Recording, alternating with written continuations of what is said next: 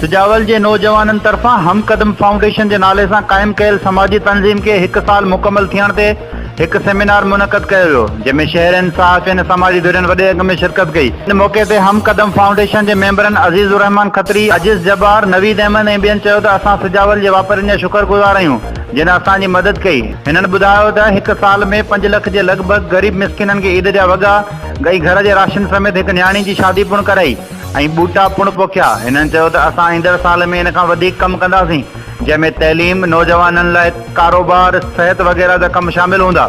इन मौके ते वापारी अॻवान न्याज़ अहमद मेमण, माधू दास, उमर फारूक आरई, हकीम इब्राहिम ऐं ॿियनि ख़िताब कंदे चयो, सजावल जे नौजवाननि खे जस हुजे जेके पंहिंजी मदद पाण ते गरीब मिस्किननि जी मदद कनि था।